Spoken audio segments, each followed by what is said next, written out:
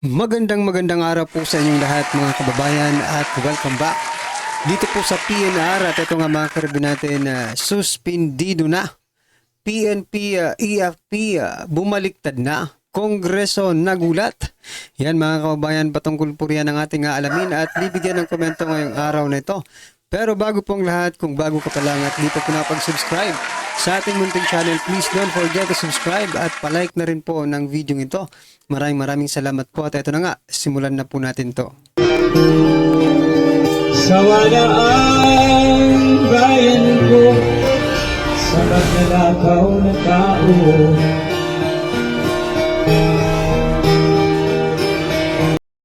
So yan mga kababayan, bago po natin i-play ang video ito, nako eto mga kababayan, may i-share lang po akong balita, no?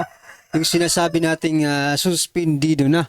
Nako mga kababayan, kasi itong si Kimbo, Speaker Martin Romualdez at si Ko, maging si Dalipe, no mga kababayan, ay pinasususpinde. Ito mga karibino ang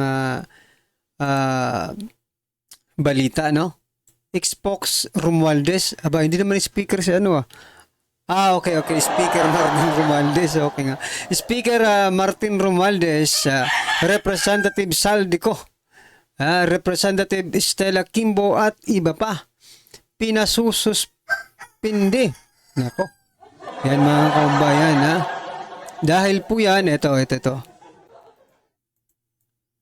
Pinasususpinde, nagsumiti ng panibagong petisyon sa Office of the Ombudsman, sina Davao del Norte 1st District, Pantaleon Alvarez at Citizen Crime Watch. Layunin nitong hingin sa Ombudsman na patawan ng preventive suspension sina House Speaker Ferdinand Martin Romualdez, Majority Leader Manix Dalipi, Representative Saldico at Representative Stella Kimbo. Ayon nga po yan dito sa, dahil po yan mga kabayan dyan sa 2025 national budget na maanumalya nga, no? Yung BICAM report na yan. So eto, bilog po ang mundo at sila naman po ngayon ang medyo may mga problema ngayon Ano po, sana nga matuluyan ng masuspinde, no, mga kababayan, hindi lang preventive, no? Suspindin na to. Total, hindi naman to makakabalik siguro. Sana nga lang, no, hindi na makabalik to sa pagiging mga kongresista nila, no? Para at least maging safe naman ang kaban ng bayan. Well, anyway, speaking of stealing, no, sa pagnanakaw ng kaban ng bayan, eto. Nako po, dapat ito po ang gayahin ni President Bongbong Marcos Jr., no? Itong ginawang hakbang ni President Donald Trump. Ito po mga kabayan ang kanyang ginawa. Trump orders to full audits for all members of Congress. We need to know once and for all who's stealing from us. Yan mga kababayan, no? Ganito katapang dapat, no? Ganito katapang dapat na ipa-audit yang lahat ng mga congressman na yan, no? Gaya po ng ginawa ni Trump or gagawin ni Trump mga kababayan, no? Sa palagay niyo po ba posibleng gawin ni President Bongbong Marcos Jr. Itong ginawa ni President Donald Trump diyan sa Amerika na kung saan i-audit lahat ng miyembro ng Kongreso? Ibig sabihin lower and upper house i-audit. Ba. Magandang ano yan magandang hakbang yan President Donald Trump at kung gagayahin naman po, no, ng ibang mga bansa tulad ng Pilipinas, nako, ang makikinabang po dyan ay ang taong bayan, di ba? So, yan, gayahin na. Kung kaya. Kung kaya ni President Bongbong Marcos Jr. na ipa-audit ang Kongreso, why not? Diba? Kasi taong bayan naman na makikinabang at hindi sila, no? Itong mga congressman ito. Kasi isipin mo talagang kailangan talaga yung audit di ba? Kasi yung iba kaya bang bilhin ng sweldo ng isang congressman yung mga ipinapakitang mga kagamitan nila, yung mga millions, ang mga presyo ng hikaw, relo, damit, bag, kotse, di ba? Saan sila kumukuha ng ano yan? Pambili. Ibig sabihin mga kabayan, there is a reason to what? To audit. No? To audit. Kasi nakikita na nga, lantaran na eh. Dapat talagang i-audit na yan, mga crooks na yan, no? Well, anyway mga karibin natin, ano po ang inyong opinion dyan? Sana nga po, no, magkaroon po ng audit dito sa Pilipinas, dyan sa Kongreso, okay?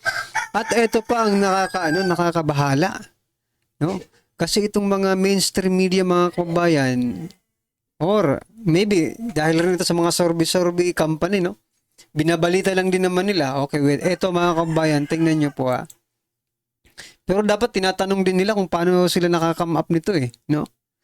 Mula po sa Jamie News mga kabayan, sabi po dito, more adult Filipinos have expressed their support for the Marcos administration over Duterte's under political alliance. While a sizable group said they support neither one of them. Yan mga kabayan. Ito po, mula po sa Okta Research, 36% of Pinoy supports Marcos and 18% for Duterte's. Sa palagay niyo po ba, reliable ito? Mula po sa Okta Research. But anyway, Okta Research, yun nga lang ang tanong dito eh. Saan po ito, ano? Saan po ito nationwide ba ito? Worldwide ba ito? Well, anyway, medyo wala na rin namang naniniwala dito sa mga sa mga survey na ito. Kasi sabi po ng iba, no? Ito, sabi po ng ating mga kababayan, itong mga survey ito ay bayad po yan, no? Paano na lang mabubuhay yung mga kumpanyang yan kung walang sponsorship, di ba? Kung walang sponsorship, saan sila kukuha ng ikabubuhay nila? Itong mga survey companies na ito. Di ba? Tapos hindi pa kapanipaniwala yung kanilang mga resulta. Bukod sa sinasabi po nilang bayad ang mga ito mga kababayan ay yung iba. Ay pag-aari pa ng ilang mga politiko. Nako po. Kung kayo po ang tatanungin mga kababayan, maniniwala po ba kayo? Dito po sa resulta na sinasabing more adult Filipinos have expressed their support for Marcos administration, no? Kung magkakalye survey ka lang, makikita mo na, di ba? Makikita mo na talaga kung Marcos Duterte ang pinapanigan ng taong bayan o sinusuportahan, di ba? Yan mga karibin natin. Ano po ang inyong opinion dyan? I-comment ko na lang po at ito na nga. Simulan na po natin to. Nako. AFP at PNP binigla ang House Speaker. Bumaliktad daw eh. Ito, pakinggan po natin to. Ito ang nakakagulat. Viral na trending ngayon sa mundo ng social media ang di umano'y balitang wag na tayong maglokohan, ang Pilipinas ay may presidenteng bangag.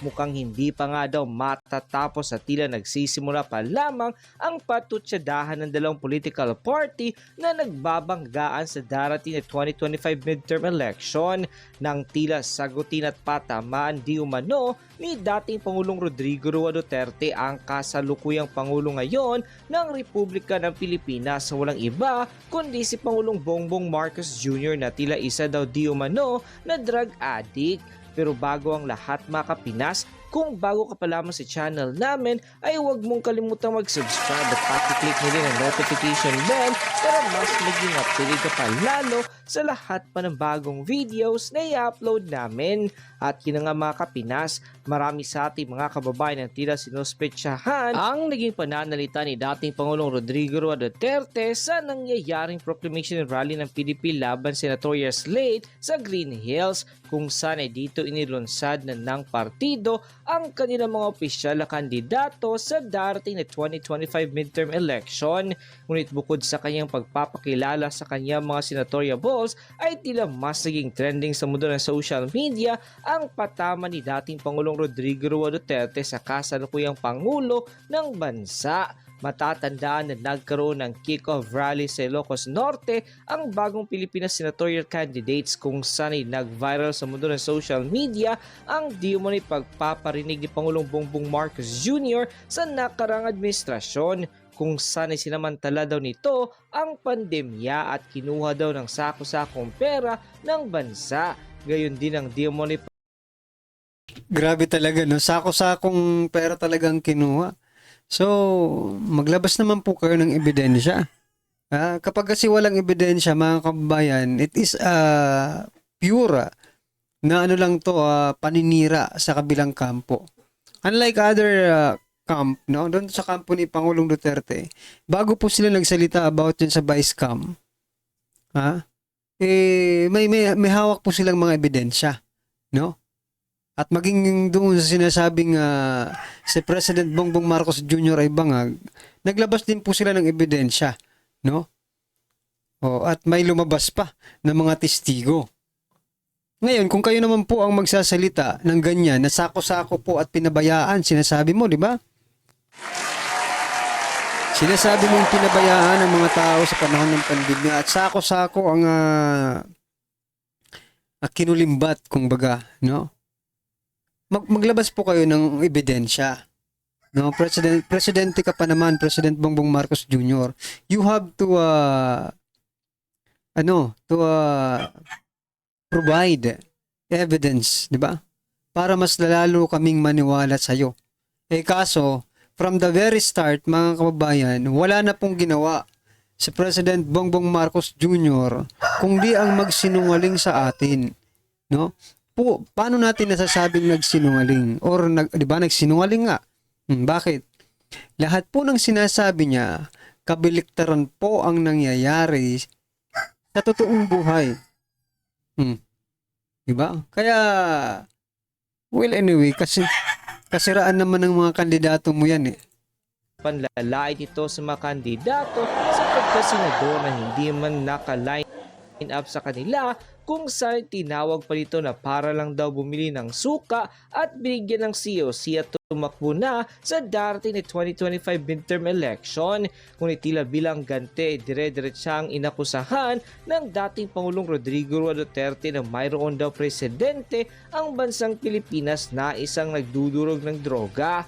Huwag daw tignan ng taong bayan ang mga di umano'y maanghang niyang salita. Ngunit tignan daw ng mga botante kung sino talaga ang may nagawang presidente. Sa kanyang naging speech, sinabi ni dating Pangulong Rodrigo Roa Duterte na kawawa ang bansang Pilipinas kapag bumalik ang mga droga sa bansa at lalong tataas daw ang krimen sa iba't ibang probinsya ng Pilipinas. Hindi naman daw sa pagmamagaling, ngunit ang kasalukuyang gobyerno daw ay mahahalata ng tao kung nasa tama pa bang wisyo o ang talaga parang adik ang mga nasa gobyerno. Matapos nga lumabas ang balitang ito, ay umaniyagan ng samot-sari comment at reaksyon mula sa marami sa ating mga kababayan at marami nga sa kanila ngayon ang hindi napigilan kanilang sarili na maglabas ng kanilang hininga at komento sa mundo ng social media. And the netizens posted ang mga pinagsasabi ni Bongbong Marcos vangag sa kanilang teams tumama sa tinamaan, hindi sa suka teams ng PDP laban ni Tatay Digong Duterte. Straight vote PDP laban kaming taga Cagayan de Oro City. Sana wag nang sagutin ang mga salita na alam naman ng tao kung ano-anong totoo, na di naman nila maloloko ang tao. Basta kahit ano man ang mangyayari, vote straight to PDP laban kami. Tatay Digong, miss ko na ang ikaw ang maging Pangulo at sana makabalik ka sa 2028 basta Duterte. Si Inday, okay din, huwag lang mga Marcos, lutang ang bansa sa kahirapan. Totoo yan kay Marcos na issue about cocaine kasi president si Pangulong Rodrigo Roa Duterte. Alam nila yan kasi sa intelligence, di yan magsasalita kung hindi totoo. God bless Pangulong Rodrigo Roa Duterte. Madam Inday Sara Duterte, pwede po bang palitan mo na si Bongbong Marcos bangag? Total, ayaw naman mag-drug testing. Siguro totoo talagang bangag siya. Kawawang kawawa ang taong bayang naghihirap ngayon. Best President Tatay Digong Duterte and Best Vice President Inday Sara Duterte, magaling at may malasakit sa bawat Pilipino na dumaranas at naghihirap ngayon dahil kay Bongbong Marcos bangag. Bangag na bangag noon, bangag pa rin hanggang ngayon. Yan ang sabi ni Tatay Digong Duterte. End quote. Bago po tayo pagbigyan niyo po ako at binibilang ko lang yung aming mga kandidato dahil tinitiyak ko na kumpleto at wala pang napasabugan ng granada. Wala po kayo maririnig ng mga ganyan. Yan na po ang kaibahan ng alyansa sa lahat ng mga ibang tumatakbo dito sa halalan na ito. Wala po kayong maririnig na masasamang salita. Wala po kayong maririnig na panakot. Wala po. Ayun mga kabayan, wala raw maririnig na masasamang salita, no? Ano na lang yung tinawag mong inutusan lang bumili ng suka. 'Di ba? Hindi ba 'yan pangmamaliit? 'Di ba? Oo. Ang hirap sa inyo, hindi niyo naririnig yung sarili niyo, no? Sana every after, no? Pagkatapos nyong mag-speech, pinanonood nyo yung footage, no, ng inyong pagsasalita nang para malaman nyo po kung ang susunod nyong sasabihin, no, ay makakasakit ba or coordinated ba doon sa una mong sinabi. Kasi parang wala, parang talaga, parang hindi niya alam yung mga kanyang sinasabi. No? Kasi kung alam niya po yung sinasabi niya, hindi niya sasabihin itong sinasabi niya dito. No? Na hindi, walang paninira, ikaw ang nagpapasimulo. Kayo maririnig ng pagmumura. At wala rin po kayong maririnig na achievement. Tama?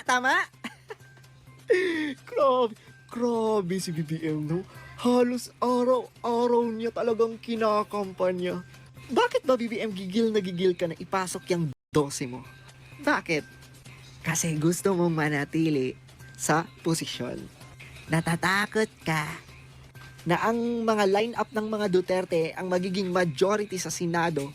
Natatakot ka doon. Kaya halos araw-araw nangangampanya ka. Binubuhos nyo ang pera ng taong bayan para sa kampanya nyo. Presidente ka pa naman ng Pilipinas, pero dyan ka magaling. Ha? Dyan ka masipag. Pero ang mga totoong problema at issue ng bansa natin, hindi mo inaaksyonan.